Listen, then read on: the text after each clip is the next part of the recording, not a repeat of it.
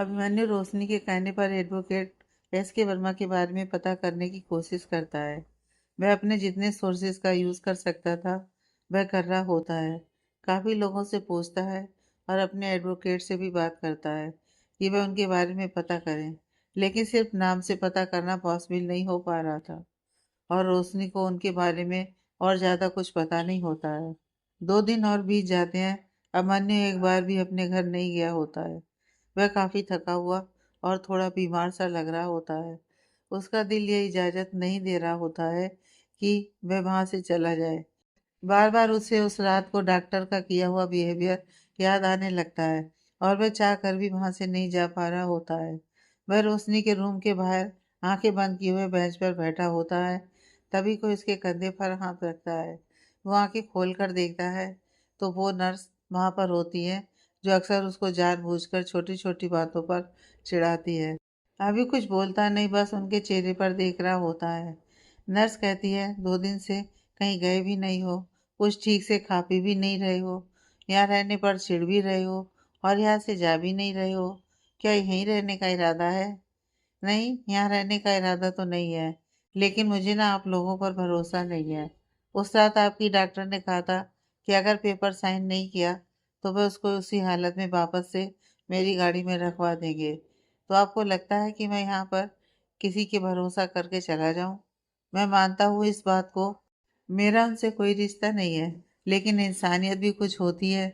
अभी अपनी नाराज़गी जाहिर करते हुए कहता है।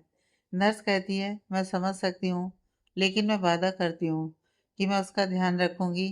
तुम जाओ, जाकर घर पर आराम करो। कोई प्रॉब्लम होगी तो मैं इन्फॉर्म करूँगी। वैसे कोई प्रॉब्लम नहीं होगी क्योंकि वह ठीक है। अभी कुछ बोल नहीं रहा होता है तो नर्स कहती है, अरे हाँ, मैं कर दूँगी कॉल और उसका पूरा ध्यान भी रखूँगी। अब तुम फिर उसके हस्बैंड की तरह रिएक्ट करोगे तो मैं कह दूँगी तो फिर तुम चिढ़ जाओगे। अभी के चेहरे पर हल्की मुस्कुराहट आ जाती है। खड़ा होता है और कहता है, ठीक है, मैं आता हूँ। नर्स मुस्कुराकर अपनी पलकें झपकाती है। अभी वहाँ से चला जाता है। कुछ ही देर बाद अभिमन्यु की गाड़ी एक बड़े से बंगले के बाहर आकर रुकती है। कार के अंदर से ही वह अपने घर की तरफ देखता है और ठंडी आंखें भरते हुए कहता है, एक प्रॉब्लम से तो निकल कर आ गए हो। चलो, एक और प्रॉब्लम को टैकल करने के लिए रेडी हो जाओ। यह बोलते हुए वह अपनी कार से बाहर आता है और अपने घर के अंदर जाता है। अंदर घुसते ही वो अपनी माँ रितु सिंघानिया से टकरा जाता है, जो कि ऑफिस के लिए फॉर्मल सूट पहने हुए हाथ में फ़ोन लेकर निकल रही होती हैं। अभी से टकराते ही उनके हाथ से फ़ोन गिर जाता है। वह अपनी मुट्ठियों को भींचते हुए जब सामने देखती हैं तो अभी वहाँ खड़ा होता है। उसकी तरफ देखते ही उनकी मुट्ठियों की पकड़ ढीली पड़ जाती है और उनके चेहरे का गुस्सा हल्की सी मुस्कुराहट में बदल जाता है। अभी के चेहरे पर कोई भी भाव नहीं होता। रितु जी कुछ बोलना चाहती हैं तो अभी सॉरी बोलकर आगे बढ़ने लगता है। स्टॉप अभी, रितु जी अपनी कड़क आवाज़ में कहती हैं। अभी अपनी जगह पर रुक जाता है। रितु जी उसके सामने जाती हैं और वैसी आवाज़ में कहती हैं, पिछले 2 दिनों से कहाँ थे? तुम्हें पता भी है तुम्हारी इस लापरवाही की वजह से हमारी कंपनी के हाथ से कितनी बड़ी डील निकल गई। मैंने कितना भरोसा करके तुम्हें वो प्रोजेक्ट दिया था और तुमने क्या किया? अपनी इस इरिस्पॉन्सिबिलिटी में नुकसान कर दिया। तुम इतने केयरलेस कैसे हो सकते हो अभी? हाउ? अभिमन्यु, जिसके चेहरे पर अभी तक कोई भी भाव नहीं होता, बस उसके चेहरे पर थोड़ी थकान होती है, वह हल्की उदासी में बदल जाती है। वह कुछ भी नहीं कहता और बस अपने होठों को हल्का टेढ़ा करता है और वापस जाने के लिए मुड़ता है। तो रितु जी उसका हाथ पकड़ लेती हैं और कहती हैं, केयरलेस के साथ साथ क्या बदतमीज भी हो गए हो तुम? यहाँ मैं बात कर रही हूँ और तुम मुझे जवाब दिए बिना यहाँ से जा रहे हो। व्हाट रॉन्ग विद यू अभी? अभी धीरे से उनका हाथ पकड़ता है और कहता है, थैंक यू मॉम। रितु जी हैरानी से उसकी तरफ देखने लगती हैं। अभी कहता है, एटलीस्ट बिजनेस डील की वजह से भी तो आपको पता है कि मैं पिछले 2 दिनों से घर नहीं आया और उस 2 दिनों के बीच में एक दिन मेरा बर्थडे भी था, जिस दिन आपने एक कॉल या एक मैसेज करना तक आपने इम्पोर्टेंट नहीं समझा। कोई बात नहीं, उसको जाने देते हैं। आप तो बिजी रहती हैं तो आपके दिमाग से निकल गया, लेकिन आज जब घर वापस आया हूँ तो एक बार भी नहीं पूछा कि कैसे हो, 2 दिन कहाँ थे? ठीक तो हो ना? कुछ हुआ तो नहीं है? बस आते ही सवाल कर दिया कि तुम्हारी वजह से डील कैसे निकल गई। इतना ही प्यार तो मैं अपनी मॉम से डिजर्व करता हूँ। थैंक यू मॉम, एक बेटे से ऊपर एक एम्प्लॉय को रखने के लिए, और एक मॉम से ज़्यादा एक बॉस बनने के लिए। अभी का गला भर जाता है, वह आगे कुछ भी नहीं बोल पाता है, और वो ऋतु जी का हाथ को चूम लेता है और वहाँ से चला जाता है। ऋतु जी वहीं हैरानी से कभी अपने हाथ को देख रही होती हैं, तो कभी एक एक सीढ़ी चढ़कर खुद से दूर जाते हुए अभी को। अब मन्नू जब उनकी आंखों से ओझल हो जाता है, तो वह वहीं सोफे पर बैठ जाती हैं और अपने सिर पर हाथ रख लेती हैं और अपने आप से कहती हैं, ओह गॉड, ये कब समझेगा? मैं इसे स्ट्रांग बनाना चाहती हूँ, इसे इन सब इमोशन से दूर रखना चाहती हूँ, और ये उतना ही इन सब में उलझा हुआ है। अब मन्नू अपने कमरे में आ जाता है। उसकी आंखों में आंसू भरे हुए होते हैं। वह अपने चेहरे को शीशे में देखते हुए तुरंत अपने आंसुओं को पोंछ लेता है और कहता है, क्या अभी, तू क्यों रो रहा है? ये कोई पहली बार तो नहीं हो रहा जो तू इस तरह से रो रहा है। हर बार तो यही होता है, और तुझे हर बार ऐसी तकलीफ क्यों होती है जैसे ये पहली बार हो? तुझे नहीं रोना है? तू अब वो 10 साल की उम्र वाला अभी नहीं है। तुझे रोना अलाउड नहीं है।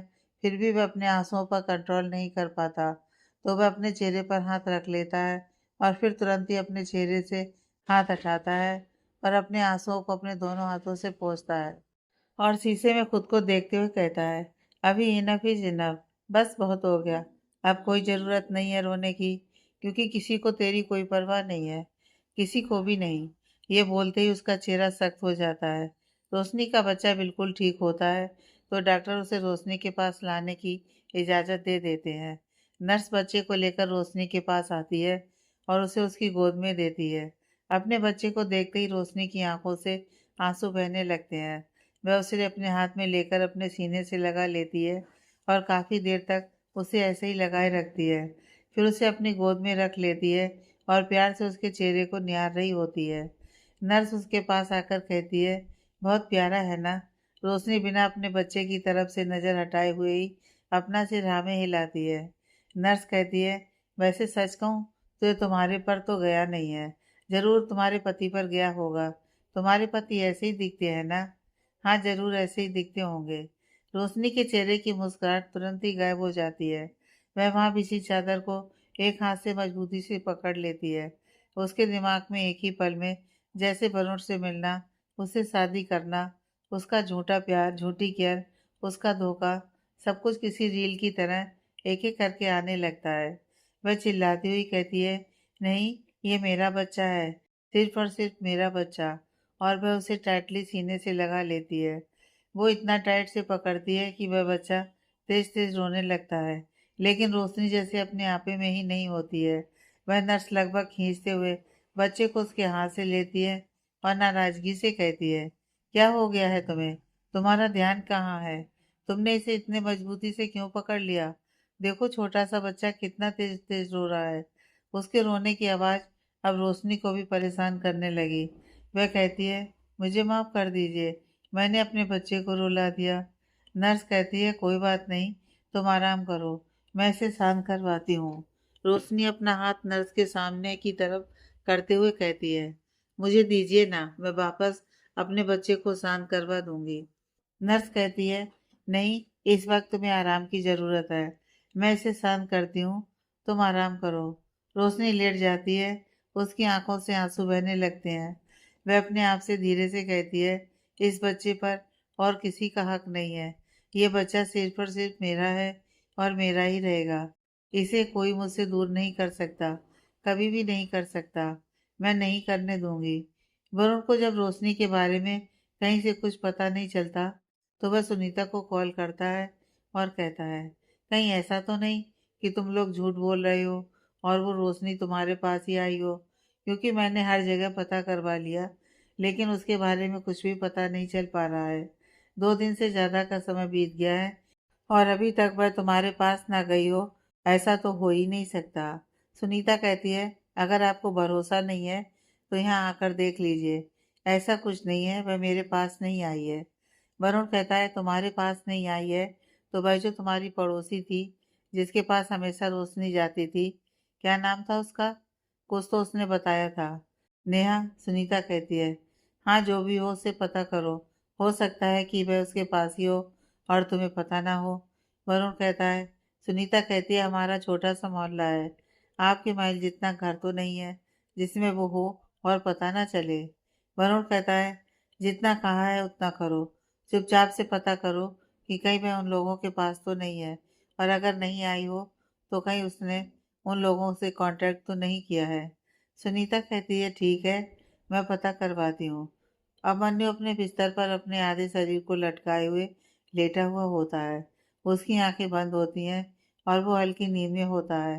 तभी उसके सामने रोशनी के बच्चे का मुस्कुराता हुआ चेहरा आता है। उसके मुस्कुराते हुए चेहरे आते ही अभी के चेहरे पर भी मुस्कुराहट आ जाती है, और तभी अचानक वह रोने लगता है। उसकी रोने की आवाज़ से अभी का मन बेचैन होने लगता है। फिर रोशनी की आंखों के आंसू भी उसे परेशान करने लगते हैं। अभी पूरी तरह से पसीने से भीग जाता है और तुरंत उसकी आंखें खुल जाती हैं और वह उठकर बैठ जाता है। वह अपने सिर पर हाथ रखता है तो पूरा पसीने से भीगा हुआ होता है। वह अपने दोनों हाथों को अपने चेहरे पर रख लेता है और कहता है, ओह गॉड, मैं यहाँ रेस्ट करने आया था और यहाँ पर भी ये लोग मेरा पीछा नहीं छोड़ रहे हैं। चलो जल्दी से रेडी हो जाता हूँ और निकलता हूँ। वह अपने बिस्तर से उठकर कपबोर्ड से अपने कपड़े निकाल रहा होता है, तभी कोई गेट नॉक करता है। अभी अंदर आने के लिए कहता है। एक हाउस हेल्प नाश्ता लेकर आता है और कहता है, वो मैडम ने आपके लिए भिजवाया है। अभी वहाँ टेबल पर रखने का इशारा करता है। वो वहाँ टेबल पर नाश्ता रख देता है और अभी के चेहरे पर देखने लगता है। अभी को उसके वहाँ होने का आभास होता है तो वह अपने कपबोर्ड से अपने कपड़े निकालते हुए कहता है, क्या बात है, कुछ कहना है? कोई ऑर्डर पहुंचाना है मैडम का आपको? वह धीरे से कहते हैं, जी। तो इंतजार किस बात का कर रहे हैं बताइए? अभी उसकी तरफ देखकर बिना किसी भाव के कहता है। हाउस हेल्प कहता है, वह मैडम ने कहा है नाश्ता करके टाइम पर ऑफिस पहुंच जाइएगा, कुछ इम्पोर्टेंट है। वैसे उन्होंने आपके फ़ोन पर मैसेज भी डाल दिया है। अभी अपना सिर हिलाते हुए कहता है, ओके। हाउस हेल्प वहाँ से चला जाता है। अभी कहता है, सच में मम आप तो एक परफेक्ट बिजनेस वूमन है जो अपने एम्प्लॉयज़ का पूरा ध्यान रखती है। वह अपने कपबोर्ड से कपड़े निकालता है और लेकर बाथरूम में चला जाता है। अभी ऑफिस जाने से पहले रोशनी के पास हॉस्पिटल जाता है। वो जिस वक्त वहाँ जाता है तो रोशनी सो रही होती है और उसका बच्चा भी उसके पास ही होता है। बच्चे को देखते ही अभी के चेहरे पर मुस्कुराहट आ जाती है। वह नर्स से बच्चे के बारे में पूछता है तो नर्स अपने फ़ोन में लगी हुई होती है। अभी को ये देखकर काफ़ी गुस्सा आता है, लेकिन फिर भी वह नॉर्मल होते हुए कहता है, आप मेरी बात सुन रही हैं ना? वह नर्स जल्दी से अपने फ़ोन को रख देती है और कहती है, जी वो बिल्कुल ठीक है। तो डॉक्टर ने उनके पास रहने की इजाज़त दे दी है। वैसे इससे पहले जो नर्स यहाँ पर थी उन्होंने तो कहा था कि आप नहीं आएंगे या फिर देर से आएंगे। अभी कहता है, हाँ मैं निकल रहा हूँ, आप ध्यान रखिएगा। तभी नर्स के फ़ोन पर कुछ नोटिफिकेशंस आता है तो वह उसे ही देखने लगती है। अभी कुछ सोचता है और फिर अपने वॉलेट से कुछ पैसे निकालकर नर्स को दे देता है और वापस से कहता है, ध्यान रखिएगा। लेकिन इस बार उसकी आवाज़ थोड़ी सी सख्त होती है तो वह नर्स अपना सर हाँ में हिला देती है। अभी जब अपने ऑफिस जाता है तभी रिसेप्शन पर उसे कहा जाता है कि उसे मीटिंग हॉल में बुलाया गया है। अभी अपना सिर हिलाते हुए मीटिंग हॉल में चला जाता है। उस वक्त रितु जी कुछ कह रही होती हैं। जैसे ही दरवाज़ा खुलता है तो सभी की नज़र गेट की तरफ चली जाती है। अब मन्नू सामने देखते हुए पूरे कॉन्फिडेंस से अंदर जाता है। सामने की एक चेयर खाली होती है। रितु जी उसे देखती हैं तो उस चेयर पर बैठने का इशारा करती हैं। अब मन्नू थोड़ी हैरानी से उनकी तरफ देखने लगता है। रितु जी सभी की तरफ देखते हुए कहती हैं, वैसे तो इस मीटिंग को 3 दिन पहले ही हो जाना चाहिए था, लेकिन कुछ कारणों से ये नहीं हुआ, तो आज मैंने इसे अरेंज करवाया है। और इस मीटिंग को अरेंज करने का सबसे बड़ा रीज़न यह है कि आज मैं इस कंपनी का नया सीईओ अनाउंस करने वाली हूँ। ये सुनते ही सभी तालियां बजाने लगते हैं। वह अपने हाथ को सामने करती हैं तो सभी शांत हो जाते हैं। वह अभी को इशारे से अपने पास बुलाती हैं और उसे एक फाइल देते हुए कहती हैं, congratulations, you are appointed as new CEO of Singhania Industries. सभी वापस से ताली बजाने लगते हैं। उनके फैसले से वहाँ बैठे सभी एम्प्लॉय सहमत होते हैं। अभी उस फाइल को ओपन करके देखता है तो उस पर 3 दिन पहले की डेट होती है, जो कि उसके बर्थडे की डेट थी। अब मनु रितु जी के चेहरे पर देखने लगता है तो वह धीरे से कहती है, तुमने सुबह कहा कि मैं तुम्हारा बर्थडे भूल गई क्योंकि मैं बिजी रहती हूँ। हाँ, मैं बिजी रहती हूँ, लेकिन इतनी ज़्यादा भी नहीं कि अपने इकलौते बेटे का बर्थडे भूल जाऊँ। This is your birthday present my son. Abhimanyu हल्का अपने होठों को टेढ़ा करते हुए मुस्कुरा देता है, लेकिन उसके चेहरे को देखकर साफ पता चल रहा होता है कि यह उसकी झूठी मुस्कुराहट है। वह उन पेपर्स को देखकर कहीं खो जाता है। 10 साल का बच्चा काफ़ी खुशी से अपने स्कूल यूनिफॉर्म पहने हुए अपने घर के अंदर आता है। हाल में काफ़ी सारे खिलौनों को देखते ही उसके चेहरे पर बहुत अच्छी मुस्कुराहट आ जाती है। लेकिन वह उन खिलौनों को छूने से पहले वहां खड़े हाउस हेल्प से मुस्कुराते हुए कहता है, मम लंदन से वापस आ गई। हाउस हेल्प अपना सर हाँ में हिला देता है। वह उन गिफ्ट्स की तरफ बिना देखे हुए सीढ़ियों पर दौड़ते हुए जाने लगता है और अपनी माँ को पुकारने लगता है। एक हाउस हेल्प उसके पीछे जाती है। वह बच्चा एक कमरे से दूसरे कमरे में जाता है, लेकिन उसकी माँ उसे कहीं भी नजर नहीं आ रही होती है। तो हाउस हेल्प के चेहरे पर देखता है। हाउस हेल्प कहती है, वो मैडम तो ऑफिस चली गई। ये सुनते ही उस बच्चे का चेहरा वापस से उदास हो जाता है। वह हाउस हेल्प उसके चेहरे की उदासी को समझती है तो उसको खुश करने के लिए कहती है, देखिए मैडम, आपके लिए कितने सारे गिफ्ट्स लाई हैं लंदन से। आपके बहुत सारे फेवरेट टॉयज भी हैं इसमें। और आपने जो बैग बोला था वह भी है, शूज भी है। उस बच्चे की आंखें भर जाती हैं। वह अपना चेहरा उदास किए हुए बिना गिफ्ट को देखे अपने कमरे में चला जाता है। तभी कोई अभिमन्यु के हाथ पर हाथ रखता है और कहता है, अभी कहाँ खो गए, साइन करो। अभी की आंखों में आंसू होते हैं। वह पेपर्स पर साइन करता है और दूसरी तरफ देखते हुए अपने आंसुओं को पोंछता है। सभी ताली बजाने लगते हैं। वह वापस से रितु जी की तरफ देखकर कहता है, थैंक यू मम। रितु जी उसके चेहरे पर देखकर मुस्कुरा देती है। अभी उनके चेहरे पर ही देखकर अपने मन में कहता है, थैंक यू मम for always giving me gifts, not your time. Varun के कहने पर सुनीता और लिली सीमा जी के घर पर जाती है। नेहा उन लोगों को वहां देखकर काफी हैरान हो जाती है। सुनीता जाकर बिना कहे हुए उनके हॉल में रखे छोटे से सोफे पर बैठ जाती है और कहती है, कैसी हो सीमा, तुमने तो बिल्कुल ही हमसे मिलना जुलना बंद कर दिया। अरे जानते हैं कि अब रोशनी नहीं है उस घर में, लेकिन हम तुम्हारे दुश्मन तो नहीं है ना। कभी कभी हमारा भी हाल चाल ले लिया करो। सुनीता यह सारी बातें बोलते हुए उन लोगों के चेहरे पर कम और घर में इधर उधर ज्यादा देख रही होती है। सीमा जी और नेहा एक दूसरे के चेहरे पर देखकर आंखों ही आंखों में कुछ बात करने की कोशिश कर रही होती हैं। तभी लिली कहती है, नेहा इतने दिन हो गए, मैंने कहा था कि मुझे एक किताब दे देना, वह दे दो ना, मेरे भी क्लास स्टार्ट होने वाले हैं। नेहा अपना सिर हाँ में हिलाती है और वहां से कमरे की तरफ जाने लगती है।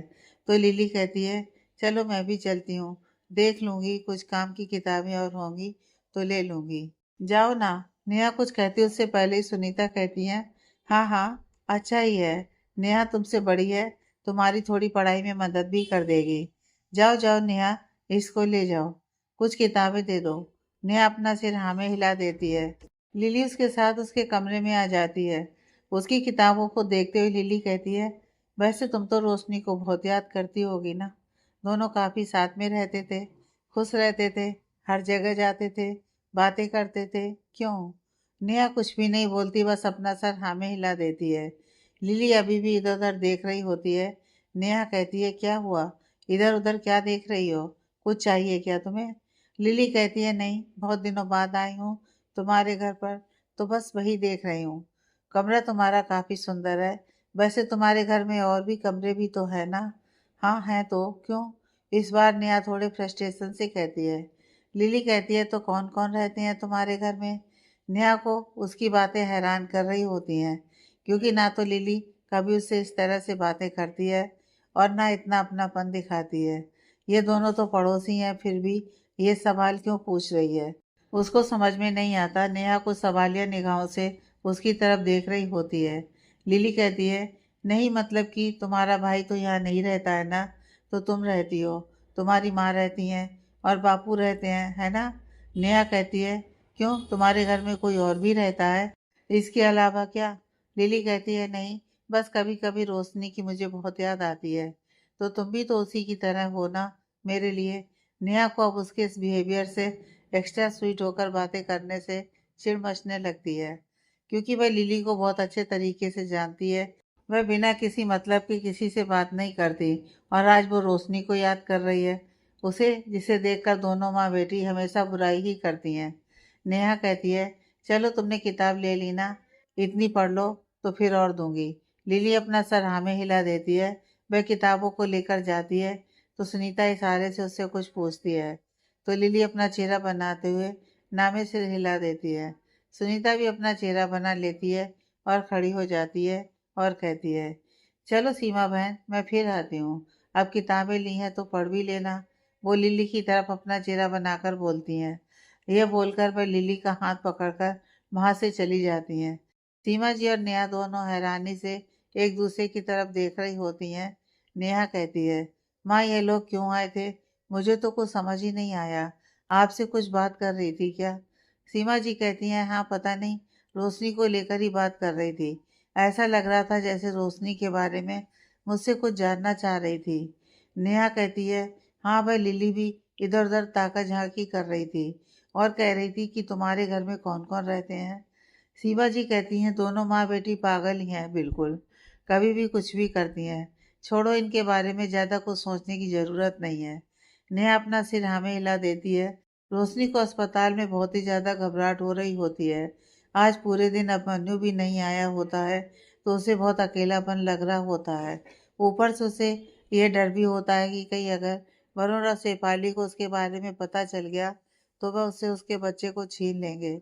वह नर्स से कहती है कि वह अभिमन्यु को बुलवा दे, तो नर्स कहती है, हमने कॉल किया था लेकिन उन्होंने कॉल रिसीव नहीं किया। वैसे मुझे नहीं लगता कि वो अब यहाँ आएंगे भी। रोशनी हैरानी से नर्स के चेहरे पर देखने लगती है। नर्स कहती है, हाँ, एक तो वह अजनबी ने तुम्हारे लिए इतना सब कुछ किया, बेचारा 2-3 दिन यहाँ रहा भी और तुमने उसे नया काम में लगा दिया है। वह तो अच्छा स्वभाव का है, वरना किसी अजनबी के लिए कौन इतना करता है। अब 2-3 दिन तुम यहाँ और रहोगी और फिर तुम्हें यहाँ से डिस्चार्ज कर दिया जाएगा, तो अच्छा है कि अपनी किसी जानने वाले को बुला लो। उस बेचारे को कितना तंग करोगे तुम। रोशनी भी यह सुनकर कुछ सोच में पड़ जाती है। वह अपने आप से कहती है, कोई अजनबी मेरे लिए इतना कर रहा है और मैं इस तरह से लाचार दूसरे के भरोसे बैठी हुई हूँ। आज तक हमेशा तो मैंने यही किया है, हमेशा मैं दूसरों के भरोसे ही बैठी रही हूँ। तभी तो मेरी आज ऐसी हालत हो गई है। मैं अपने लिए भी नहीं लड़ पाई, मैं पीठ दिखाकर भाग आई। मैं अपने बच्चे के लिए कुछ भी नहीं कर सकती हूँ। नहीं रोशनी, तुझे इस तरह से हिम्मत तो नहीं हारनी है। अब तुझे कमज़ोर नहीं पड़ना है, क्योंकि कोई भी इंसान कमज़ोर पड़ सकता है, लेकिन एक माँ नहीं। माँ हमेशा कहती है कि वह कमज़ोर नहीं है, क्योंकि वह एक माँ है। तो अब मैं भी एक माँ हूँ और मैं भी कमज़ोर नहीं पड़ सकती। नर्स ने कहा है कि 2-3 दिन में वह मुझे यहाँ से डिस्चार्ज कर देंगे। उसके बाद मैं खुद एडवोकेट वर्मा का पता लगाऊंगी और अपने बच्चे को लेकर सभी से बहुत दूर चली जाऊंगी, जहाँ हम दोनों को जानने वाला कोई भी नहीं होगा। ऑफिस में बहुत ज़्यादा काम होने की वजह से अभी को पता ही नहीं चलता और वह पूरी रात वहीं पर रह जाता है। काम करते करते कब वह अपनी चेयर पर बैठे बैठे ही सो जाता है, उसे ये भी पता नहीं चलता। सुबह जब धूप सीधे उसके चेहरे पर पड़ती है तो वह अपने चेहरे पर आ रही धूप से बचने के लिए सामने हाथ रखकर अपनी चेयर से उठता है और जमाई लेते हुए घड़ी की तरफ देखता है और चौंक जाता है। वो अपने आप से कहता है, ओह नो, पूरी रात मैं यहीं पर रह गया। वह अपना फ़ोन इधर उधर करने लगता है, लेकिन उसका फ़ोन कहीं दिखाई नहीं दे रहा होता है। तो वह फाइलों को उठाकर देखता है तो उसका फ़ोन फाइल के नीचे होता है। उसके फ़ोन पर हॉस्पिटल से ही 2-3 कॉल होते हैं। ये देखकर वह थोड़ा परेशान हो जाता है और अपने आप से कहता है, सब कुछ ठीक तो होगा ना? पता नहीं उन्होंने क्यों कॉल किया होगा। वह वापस से कॉल करता है तो कोई उसका कॉल पिक नहीं करता। वह तुरंत काफ़ी हड़बड़ी से ही वहाँ से हॉस्पिटल के लिए चला जाता है। जब वह वहाँ जाता है तो देखता है रोशनी अपने बेड से उतरकर टहल रही है और उसका बच्चा वहाँ झूले में सुकून से सोया हुआ है। वह देखकर वह गहरी सांस लेता है। तभी रोशनी की नज़र वहाँ खड़े अभी पर जाती है। दोनों एक दूसरे को बस चुपचाप देख रहे होते हैं। तभी नर्स अंदर आती है और कहती है, तुम आ गए। दोनों इधर उधर देखने लगते हैं। नर्स रोशनी के पास जाकर कहती है, आज के लिए बहुत हो गया, अब आराम कर लो। और मन्नू अभी भी उसी जगह पर खड़ा होता है। नर्स अब मन्नू को छेड़ते हुए कहती है, वैसे तुम आ गए, हमें तो लगा था कि तुम आओगे ही नहीं। अच्छा मौका मिला है तो भाग जाओगे, लेकिन तुम अपने वादे के पक्के लगते हो। अभी वापस से रोशनी के चेहरे पर देखता है और फिर नर्स की तरफ देखते हुए कहता है, कॉल किया था आपने, कुछ बात थी क्या? नर्स कहती है, हाँ पर रिसेप्शन पर कुछ पेपर का वर्क था, तो इसलिए। अभी कहता है, और पेपर वर्क, उफ, आप लोग खुद से कुछ क्यों नहीं कर लेते? नर्स कुछ कहती उससे पहले ही रोशनी कहती है, अब आप परेशान मत होइए, अब आपको फिक्र करने की ज़रूरत नहीं है और इतनी रिस्पॉन्सिबिलिटी उठाने की भी ज़रूरत नहीं है। आपने मेरी मदद की है, बहुत पैसे भी आपके खर्च हो गए हैं। मैं आपके सारे पैसे लौटा दूंगी। आप मुझे अपना एड्रेस दे दीजिएगा और कॉन्टैक्ट नंबर, ताकि मैं आपके पैसे आपको दे सकूं। अभी हैरानी से रोशनी के चेहरे पर देखने लगता है। रोशनी आगे कहती है, मैं ठीक हूँ, तो मैं अपने बच्चे का भी ख्याल रख लूँगी और आपको परेशान होकर यहाँ आने की ज़रूरत नहीं है। वैसे भी 2 दिन बाद ये मुझे यहाँ से डिस्चार्ज कर देंगे, तो मैं चली जाऊँगी और मैं खुद एडवोकेट वर्मा के बारे में पता कर लूँगी, तो आपको उसके लिए भी परेशान होने की ज़रूरत नहीं है। आपने मेरी बहुत मदद की है, उसके लिए आपका बहुत बहुत शुक्रिया, लेकिन अब मैं सब कुछ खुद मैनेज करूँगी। अभी ने बिल्कुल एक्सपेक्ट नहीं किया था कि रोशनी उसे ऐसा कुछ भी कहेगी। उसे रोशनी की बातों से थोड़ा बुरा लगता है। वह कुछ कहना चाहता है, लेकिन कह नहीं पाता और अपनी वॉलेट से अपना कार्ड निकालकर वहाँ खड़ी नर्स को दे देता है और कहता है, इन्हें दे दीजिएगा ताकि ये मेरे पैसे लौटा सके। अभी एक नज़र रोशनी की तरफ देखता है और फिर काफ़ी तेज कदमों से ही बाहर निकल जाता है। उसके चेहरे पर थोड़ा सा गुस्सा होता है। वह जाकर अपनी कार में बैठ जाता है। थोड़ा गुस्सा करते हुए कहता है, देख लिया अपनी इंसानियत का नतीजा, किसी के लिए इतना समय दिया, इतनी फिक्र की, तो कैसे कह दिया कि अब मुझे ज़रूरत नहीं है। आपके मैं पैसे दे दूंगी। किसी की इंसानियत की किसी को कदर ही नहीं है। मैं ही पागल हूँ जो हमेशा लोगों के लिए सोचता हूँ। वैसे अच्छा ही है, मैं भी तो यहाँ से निकलना ही चाह रहा था। अगर वह सब मैनेज कर लेगी तो ठीक है, मैं क्यों फालतू का फिक्र कर रहा हूँ। कर लेंगे तो कर लेंगे, मुझे क्या मतलब है। रोशनी अभी को ये कह तो देती है, लेकिन अंदर ही अंदर उसे थोड़ी घबराहट भी हो रही होती है। और जिस तरह से जाने से पहले अभी ने उसके चेहरे पर देखा, यह भी उसे बुरा लग रहा होता है। लेकिन फिर वह अपने आप को हिम्मत देते हुए कहती है, नहीं, तुझे अकेले तो लड़ना ही होगा। सुनीता वरुण को बताती है कि रोशनिया नेहा के पास भी नहीं आई है। उसे कहीं और से पता करवाना चाहिए, क्योंकि हो सकता है कि वह कहीं और हो। वरुण गुस्से से उसका फ़ोन कट कर देता है। तभी दोबारा से फ़ोन बजता है। वह बिना देखे हुए कॉल रिसीव करता है, तो उसके ही किसी आदमी का कॉल होता है। वो उससे बताता है कि रोशनी के बारे में पता चल गया है।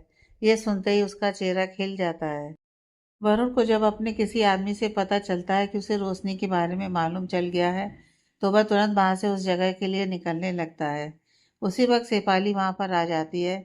शेफाली को देखकर वरुण का दिल करता है कि वो शेफाली को बता दे कि रोशनी के बारे में पता चल गया है, लेकिन फिर वह अपने आप से कहता है, नहीं, जब मैं उसे यहाँ लेकर आऊँगा तभी शेफाली को पता चलना ठीक रहेगा और तब मैं उसके चेहरे की मुस्कुराहट देखूंगा। वरुण वहाँ से निकल जाता है। तो जब उस जगह पर पहुंचता है, तो एक आदमी वहां पर खड़ा होता है। वरुण हड़बड़ी से अपनी गाड़ी से बाहर आता है और तेज आवाज में कहता है, कहाँ है रोशनी? मेरे पैसे लाए हैं ना? वो वरुण की तरफ सवालिया निगाहों से देखते हुए पूछता है। वरुण अपनी जेब से पैसे निकाल कर उसे दे देता है और कहता है, कहाँ है वह? वो आदमी अपने फ़ोन में एक वीडियो प्ले करता है, जो कि उस रात के सीसीटीवी का फुटेज होता है, जब रोशनी घर से भागी थी। वो आदमी उस फुटेज को दिखाते हुए कहता है, लगभग 4-5 दिन पहले वह इसी रास्ते से गई थी, अंधेरे में। हो सकता है कि वह यहीं आसपास होगी। ये सुनते ही वरुण उसको एक तमाचा देता है और कहता है, मैंने वीडियो दिखाने को नहीं कहा था, मैंने उसके बारे में पता करने को कहा था। वह आदमी अपने गाल पर हाथ रखकर कहता है, तो मैंने पता तो कर लिया ना, वह इसी रास्ते से गई थी। आपको तो यह भी पता नहीं था। वरुण अपनी आंखें बंद करके अपनी मुट्ठियों को कस लेता है। वह अपने गुस्से पर काबू करने की कोशिश कर रहा होता है, लेकिन इस वक्त उसका गुस्सा बिल्कुल भी काबू में नहीं हो पा रहा होता है। वह उस आदमी की गर्दन पकड़ लेता है और उसे अपनी कार की बोनट पर गिरा देता है और कहता है, पैसों के लिए तूने मेरे साथ इतना बड़ा मजाक किया, मैं तुझे छोड़ूंगा नहीं। वह आदमी वरुण का हाथ पकड़ लेता है और अपना गला छुड़ाने की कोशिश करता है। तभी वहां पर एक दो और लोग भी आ जाते हैं और वो उसे उस आदमी से अलग करते हैं। वह अपना गला पकड़े हुए लंबी लंबी सांसें लेने लगता है। वरुण गुस्से से बिना एक पल भी रुके हुए तुरंत निकल जाता है। अभी को रोशनी का इस तरह से कहना बहुत ही ज़्यादा बुरा लग रहा होता है। उसे तो अपने आप पर गुस्सा आ रहा होता है कि क्यों उसने उसकी मदद की। उस रात उसे रोशनी को उसी जगह पर छोड़ देना चाहिए था, ताकि कम से कम उसे उसकी बातों से तकलीफ तो नहीं होती। वो अपने काम में खुद को बिजी करने की कोशिश करता है, ताकि रोशनी या उसके बच्चे की याद उसे बिल्कुल भी ना आए और ना ही उसे उन लोगों की बिल्कुल फिक्र हो। लेकिन फिर भी अभी इसमें कामयाब नहीं हो पाता है। हर कुछ समय पर उसके दिमाग में बच्चे का ख्याल आने लगता है और कभी कभी रोशनी का भी। और उस वक्त वह रोशनी की वह बातें याद कर लेता है जब उसने कहा था कि उसे उसकी मदद की कोई ज़रूरत नहीं है, वह सब कुछ खुद ही मैनेज कर लेगी। ये याद करते ही अभी खुद पर गुस्सा करने लगता है। रोशनी को आज हॉस्पिटल से डिस्चार्ज करने वाले होते हैं, इसलिए वह सारे पेपर्स लेकर रोशनी के पास आ जाते हैं। वो पेपर वर्क को कर लेती है और जिस नर्स ने इसका ख्याल रखा था, रोशनी उसको थैंक यू कहती है। नर्स उसके बालों को सहलाते हुए कहती है, हमारा तो यही फर्ज है, तुम अपने बच्चे का ध्यान रखना। वैसे तो मुझे समझ में नहीं आ रहा है कि इस अनजान शहर में कहाँ जाओगी। तुमने मना किया हुआ है, इसलिए मैंने कुछ और पूछा भी नहीं। और वैसे भी जब भी मैं पूछती हूँ तब तुम बहुत ही ज़्यादा पैनिक करने लगती हो, इसलिए डॉक्टर ने भी मना किया है इन सब बातों का जिक्र तुम्हारे सामने करने से। रोशनी उनके चेहरे पर देखने लगती है तो वह कहती है, लेकिन फिर भी मैं प्रार्थना करूँगी कि तुम सही सलामत उस जगह पर चली जाओ जहाँ तुम जाना चाहती हो। रोशनी अपना सिर हाँ में हिला देती है।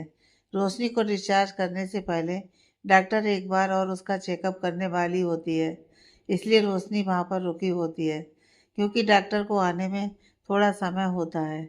अभी ऑफिस जाने के लिए आकर अपनी कार में बैठता ही है, तभी उसके ऑफिस से किसी एम्प्लॉय का कॉल आ जाता है और वह उसे कुछ डेटा बताने के लिए कहता है। वह बोल रहा होता है तो अभी अपने आसपास पेपर ढूंढने लगता है। तभी वह अपने कार के बॉक्स को ओपन करता है और उसमें पेपर ढूंढने लगता है। जब वो उसमें से पेपर ढूंढ रहा होता है तो उसमें एक पर्स दिखता है। वह पहले उसको निकालकर सीट पर रखता है और फिर पेपर निकालकर जो भी उसको नोट करना होता है वह करने लगता है। फिर वो बात करके उस पेपर को रखता है और अपने सीट की तरफ देखता है तो उसकी नज़र उस पर्स पर जाती है और उसे याद आता है कि जिस रात रोशनी उसे मिली थी उस समय उसके पास ये पर्स भी था और उसी समय उसने उसके पर्स को अपनी गाड़ी के बॉक्स में डाल दिया था। अभी उसको अपने हाथ में ले लेता है और कहता है, शायद वह आज हॉस्पिटल से डिस्चार्ज होने वाली है। एक काम करता हूँ, वहाँ पर्स जाकर उसे दे देता हूँ, शायद उससे उनकी कुछ हेल्प हो जाए। वह उस पर्स को वापस उस बॉक्स में डालने वाला होता है, तभी उसके हाथ से वो गिर जाता है। वह अपने सर पर हाथ रखता है और फिर झुककर वो उसको उठाता है तो उसमें से कुछ पेपर गिर जाते हैं और उसके साथ कुछ पैसे भी। वो उन सबको उठाकर रख रहा होता है, तभी उसमें से उसे रोशनी का आईडी, एक तस्वीर और एक विजिटिंग कार्ड दिखता है। वो जब रोशनी की आईडी को देखता है तो वो हैरान हो जाता है क्योंकि उसमें यही दिल्ली का ही एड्रेस होता है, वह भी चांदनी चौक का। वह जब उस तस्वीर को देखता है तो उसमें वरुण और रोशनी की शादी की तस्वीर होती है और उसके साथ ही वरुण का विजिटिंग कार्ड भी होता है। जब मीना जी रोशनी के लिए बैग तैयार कर रही होती हैं, उसी समय गलती से उसकी आईडी के साथ साथ वरुण का विजिटिंग कार्ड और उसकी शादी की एक तस्वीर, जो कि ड्रॉर में ही होती है, वह भी जल्दीबाजी में उसके अंदर डाल देती हैं। शादी की तस्वीर पर वरुण और रोशनी का नाम भी लिखा हुआ होता है और विजिटिंग कार्ड पर भी वरुण का नाम होता है। ये सब देखकर अभी को थोड़ा गुस्सा भी आ रहा होता है कि रोशनी इतना बड़ा झूठ कैसे बोल सकती है। वह कुछ सोचता है और तुरंत ही वहाँ से निकल जाता है और अस्पताल पहुँच जाता है और रिसेप्शन पर जाकर जब चांदनी के बारे में पता करता है तो वह कहती है कि हाँ, वह अभी यहीं पर है। अभी कहता है, आप उनको जाने नहीं देंगी, वह कुछ देर और यहीं रहेंगी, दरअसल उनके कुछ रिलेटिव्स आने वाले हैं। अभी पर्स को लेकर काफ़ी गुस्से में रोशनी के रूम में जाता है। रोशनी जब अभी को वहाँ देखती है तो वो काफ़ी हैरान होती है, क्योंकि 2 दिन बाद अभी वहाँ आया होता है। अभी बिना किसी भाव के कहता है, परेशान होने की ज़रूरत नहीं है। ना तो मैं आपकी मदद के लिए आया हूँ और ना ही मुझे आपकी फ़िक्र इसलिए आया हूँ। वह पर्स दिखाते हुए कहता है, ये आपका पर्स रह गया था तो बस उसे ही देने के लिए आया हूँ। शायद इससे आपकी कुछ मदद हो जाए। रोशनी अभी के चेहरे पर देखती है, लेकिन कुछ बोलती नहीं है और उस पर्स को वहीं टेबल पर रखने का इशारा करती है। अभी उसे वहीं टेबल पर रख देता है और वहाँ से जाने के लिए पलटता है। फिर वह रोशनी की तरफ देखकर कहता है, वैसे तो आपने मदद के लिए मना किया था, लेकिन फिर भी मैंने आपकी एक मदद कर दी है। रोशनी हैरानी से उसकी तरफ देखने लगती है। हाँ, वो आपके पर्स से मुझे आपकी आईडी, आपकी शादी की तस्वीर और आपके हस्बैंड का विजिटिंग कार्ड मिला, तो मैंने आपके हस्बैंड को इन्फॉर्म कर दिया है कि आप यहाँ पर हैं। अगले ही कुछ देर में वो यहाँ आने वाले हैं। ऐसे परेशान मत होइए। मैं आपसे नहीं पूछूंगा कि आपने इतना बड़ा झूठ क्यों बोला मुझसे कि आप यहाँ की रहने वाली नहीं हैं, क्योंकि ये आपका पर्सनल मैटर है। लेकिन आप इस बच्चे को उसके फादर से अलग कर रही हैं, जो कि बिल्कुल भी ठीक नहीं है। एक बच्चे को उसके माता पिता दोनों के प्यार को पाने का पूरा हक होता है और उसे हक उसकी माँ भी नहीं ले सकती है। अभी थोड़े गुस्से और थोड़े तकलीफ से रोशनी के चेहरे पर देखकर कहता है। रोशनी जब यह सुनती है कि उसने वरुण को इन्फॉर्म कर दिया है तो वह बहुत ही ज़्यादा घबराने लगती है। उसकी घबराहट में वह ऊपर की तरफ सांस लेने लगती है। उसका पूरा शरीर कांपने लगता है। वो कुछ ही पलों में पूरी तरह पसीने से भीग जाती है। वहां खड़ी नर्स उसे इस तरह से देखकर हैरान हो जाती है। रोशनी ऊपर की तरफ सांस लेते हुए कहती है, नहीं, गलत किया आपने, बहुत गलत किया। नर्स उसके पास आकर उसकी पीठ सहलाने लगती है और कहती है, शांत हो जाओ, कुछ नहीं होगा, आराम से सांस लो, इस तरह से मत करो, तुम्हें तकलीफ होगी। रोशनी अपने बच्चे की तरफ देखती है जो कि पालने में होता है। वो अपने बिस्तर से उतरकर उसकी तरफ जाने लगती है, लेकिन उसका शरीर उसका साथ नहीं देता और वह वहाँ गिरने वाली होती है। तभी वह बेड को पकड़ लेती है। वह काफ़ी लंबी लंबी सांसें ले रही होती है। पूरा शरीर भी उसका काँप रहा होता है। नर्स उसको पकड़ने की कोशिश कर रही होती है। अभी को बिल्कुल समझ में नहीं आ रहा होता है कि यह सब कुछ क्या हो गया। अचानक से रोशनी इस तरह से क्यों परेशान हो गई। रोशनी जाकर अपने बच्चे को अपनी गोद में उठा लेती है और कहती है, नहीं, मैं यहाँ नहीं रहूँगी, मैं यहाँ से चली जाऊँगी। वह बोलकर वो कुछ कदम बढ़ाती है और वह बेहोश होने लगती है। उसकी पकड़ उसके बच्चे से ढीली पड़ जाती है और वह उसके हाथ से छूटने वाला होता है।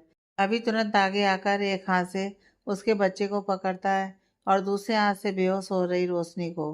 रोशनी उसके कंधे पर निढाल हो जाती है। नर्स तुरंत आकर बच्चे को अपनी गोद में लेकर वापस से पालने में लिटा देती है। अभी रोशनी को गोद में उठाकर उसे भी बेड पर लिटा देता है और वो हैरानी से नर्स की तरफ देखने लगता है। नर्स कहती है, पता नहीं, जब भी इसके पति का जिक्र होता है या उसके बच्चे को किसी और को देने का, तो यह इसी तरह से पैनिक करने लगती है। पता नहीं क्या वजह है कि वह अपने बच्चे को अपने पति से दूर रखना चाहती है। मुझे लगता है कि तुमने ये करके बहुत गलत किया है। हो सकता है कोई बड़ी बात होगी, तभी उसने ऐसा फैसला लिया है, वरना कोई भी औरत नहीं चाहेगी कि उसके बच्चे को उसके पिता का प्यार न मिले। अब मन्नू को अपने आप पर ही गुस्सा आने लगता है कि उसने ऐसा कदम क्यों उठाया। अगर वह सच में रोशनी को उसके परिवार से मिलवाना चाहता था, तो एक बार उसे रोशनी से बात कर लेनी चाहिए थी। बिना कुछ जाने हुए उसने उसके पति को इन्फॉर्म कर दिया और अब तो वह कुछ ही देर में वहां पर आने वाला होगा।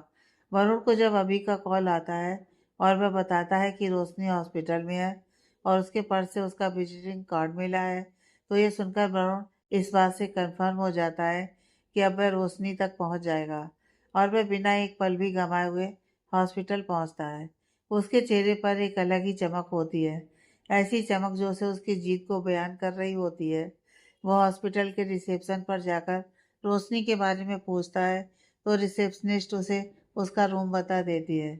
जैसे ही वह दरवाज़ा खोलकर मुस्कुराते हुए अंदर जाता है तो वहाँ पर उसे अभी खड़ा दिखता है। अभी को वो ऊपर से नीचे तक देखता है। अभी उसकी तरफ देखकर हल्का मुस्कुराता है और कहता है, मिस्टर वरुण मेहरा।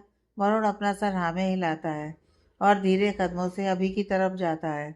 अभी अपना हाथ आगे बढ़ाता है और कहता है, मैं अभिमन्यु सिंघानिया, मैंने ही आपको कॉल किया था आपकी वाइफ के बारे में बताने के लिए। वरुण तुरंत उससे हाथ मिला लेता है और वह बिस्तर की तरफ मुस्कुराते हुए देखता है तो बिस्तर खाली होता है।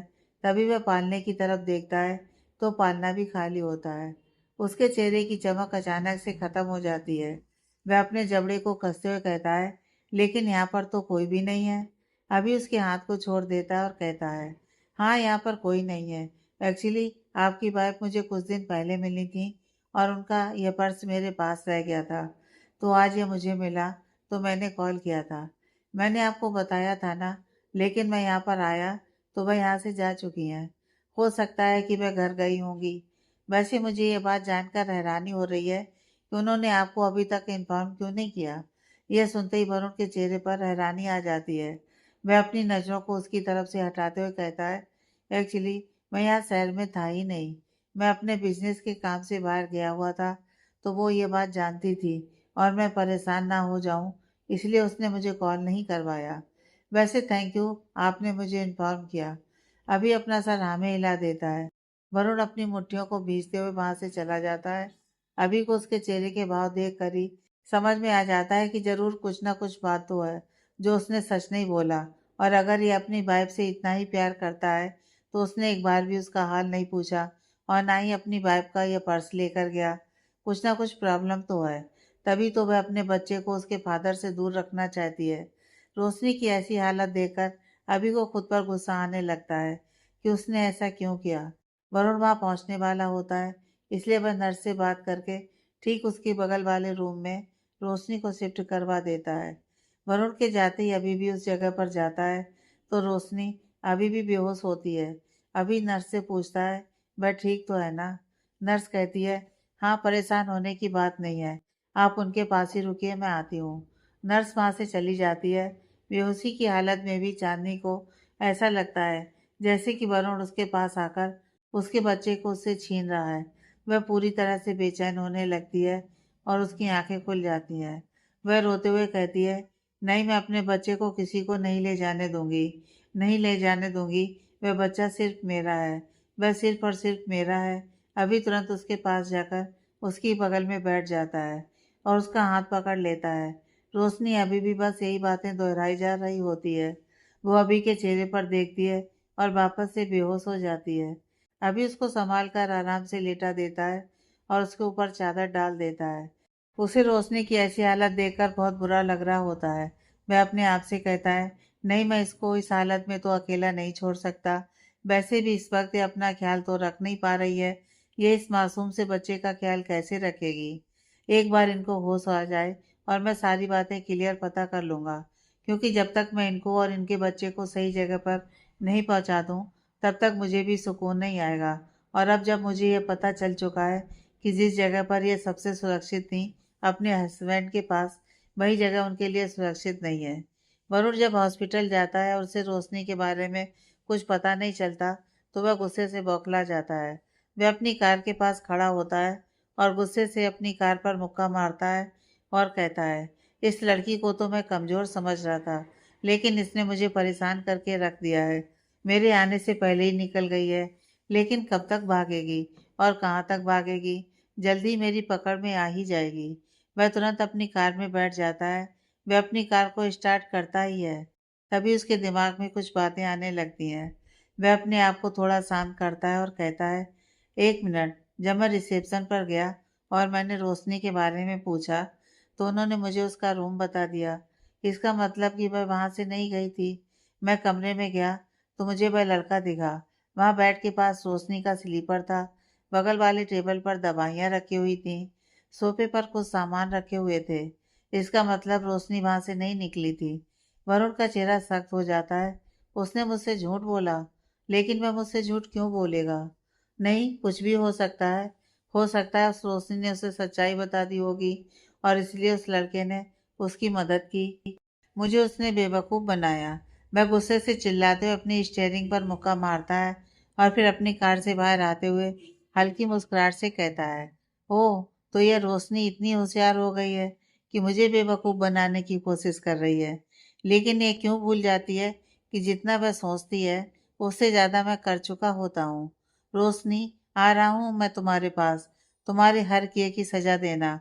इस बार वरुण और कॉन्फिडेंस से रिसेप्शन पर जाता है और जानबूझकर वापस से रोशनी के रूम के बारे में पूछता है।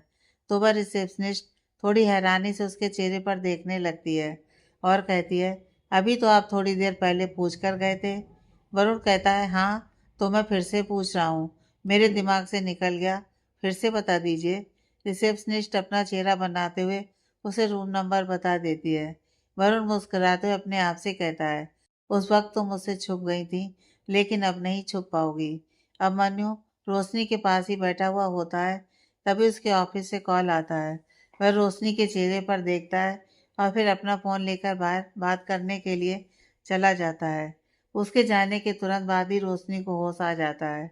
वह उठकर बैठ जाती है और तभी अभिमन्यु की कई बातें उसके दिमाग में आने लगती हैं कि उसने उसके पति को इन्फॉर्म कर दिया है। वह कुछ ही देर में वहाँ पर आ जाएगा।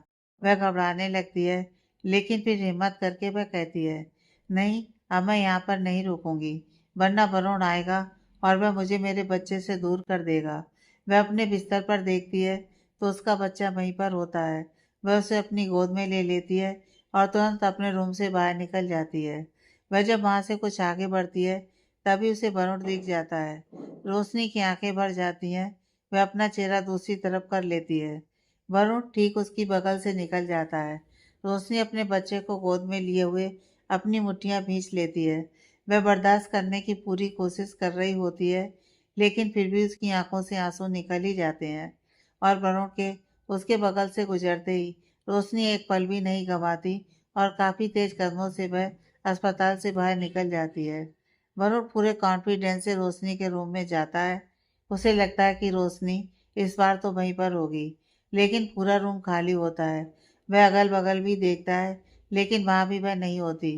वह सारे सामान जिसको सोच कर वह आता है, वह अभी भी उसी तरह से वहाँ पर रखा हुआ होता है।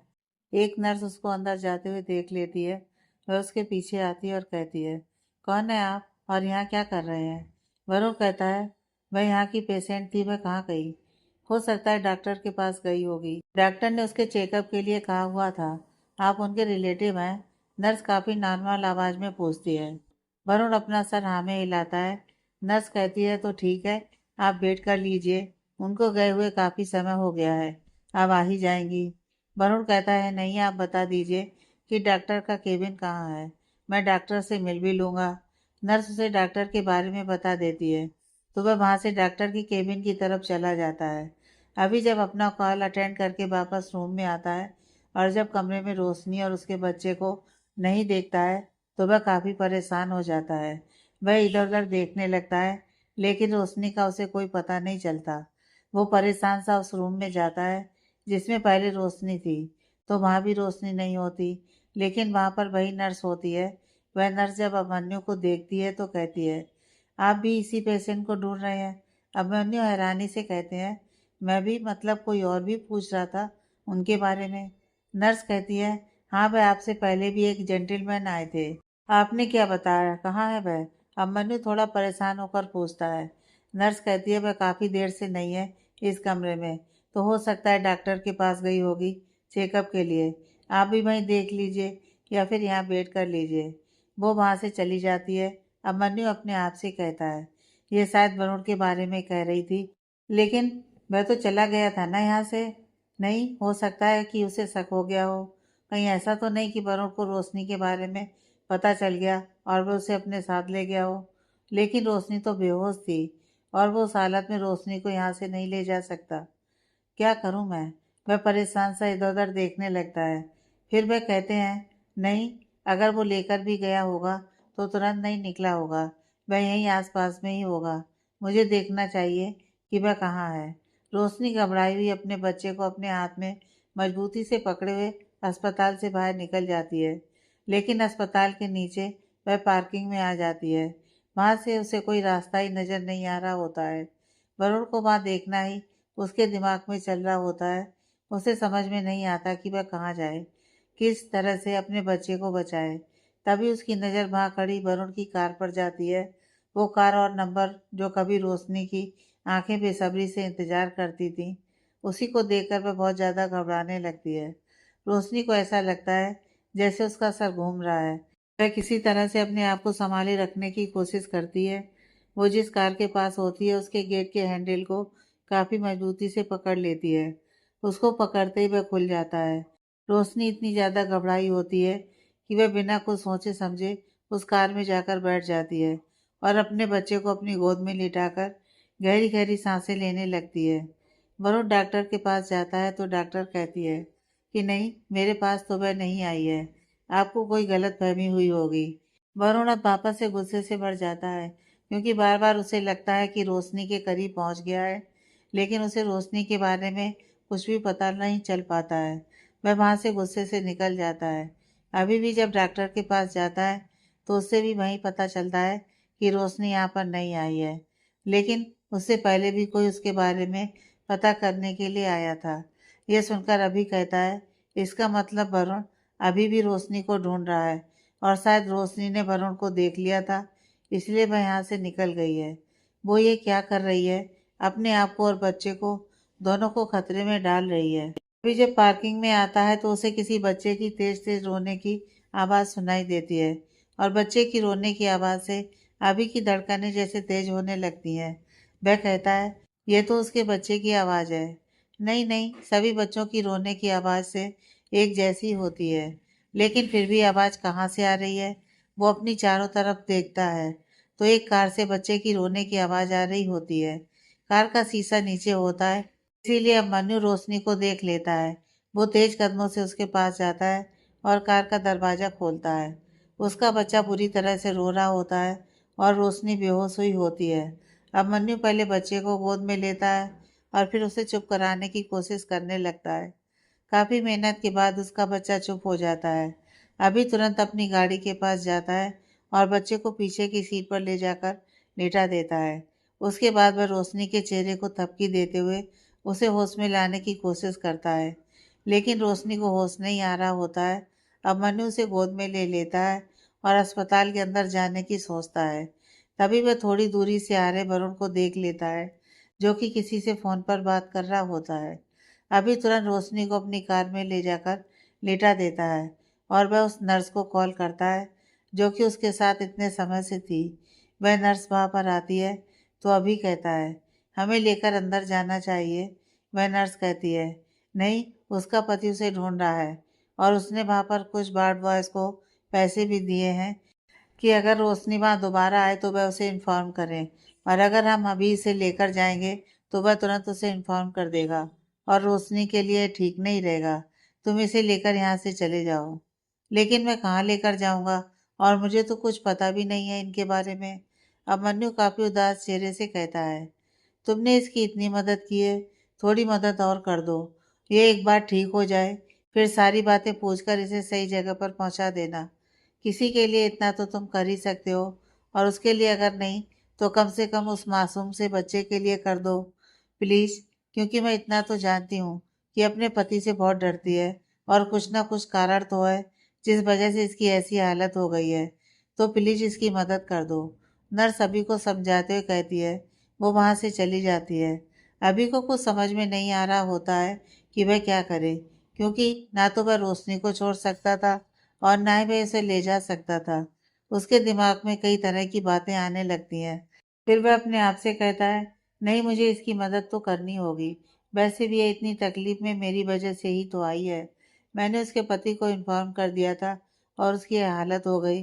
अब मन्नू उसे लेकर दूसरे अस्पताल में चला जाता है जहाँ पर उसके जानने वाले डॉक्टर भी होते हैं, लेकिन वो उस वक्त वहाँ मौजूद नहीं होते हैं।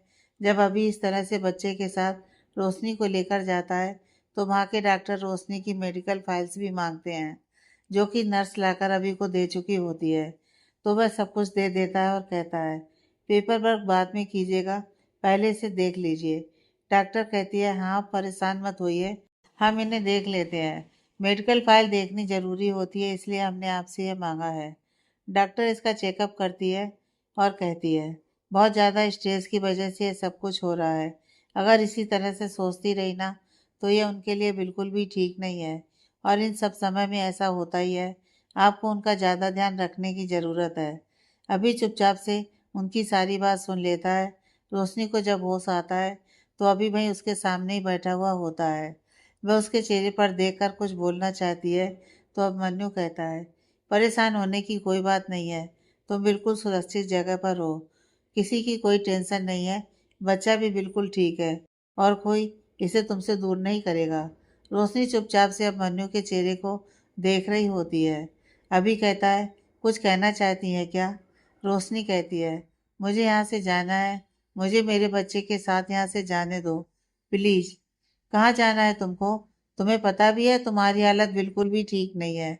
एक तो किसी को बिना बताए उस अस्पताल से निकल गई और बेहोशी की हालत में किसी और की कार में बैठी हुई थी, और वहाँ तुम्हारा यह बच्चा बिलक बिलक कर तुम्हारी गोद में रो रहा था, लेकिन तुम्हें किसी चीज़ की कोई सूध नहीं थी।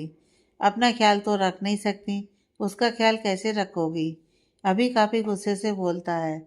अब मन्नू के इस तरह से कहने से रोशनी की आंखों में आंसू भर जाते हैं। अभी जब उसकी आंखों में इस तरह आंसू देखता है तो वह नॉर्मल आवाज़ में कहता है, देखो मैं इसलिए ये नहीं कह रहा हूँ ताकि तुम्हें बुरा फील हो, लेकिन मैं बस तुम्हारी हालत तुमको बताना चाहता हूँ। प्लीज़ इस वक्त जिद करने का कोई मतलब नहीं है। जब तक तुम ठीक नहीं हो जाती यहाँ आराम से रहो और मुझ पर भरोसा करो प्लीज़। रोशनी अपना सिर हाँ में हिला देती है। अभी कहता है, वैसे तुम्हारी हालत को देखकर एक बात तो मैं बहुत अच्छे से समझ गया हूँ कि तुम्हें तुम्हारे पति से ही खतरा है, तभी उसे इस तरह से भाग रही हो। क्या बात है मुझे बताओ, मैं तुम्हारी पूरी मदद करूँगा। मैं पुलिस को इन्फॉर्म करूँगा, वह तुम्हारी पूरी मदद करेंगे, क्योंकि इस तरह से भागना किसी प्रॉब्लम का सॉल्यूशन नहीं है। प्लीज़ बताओ, कुछ बोलो प्लीज़।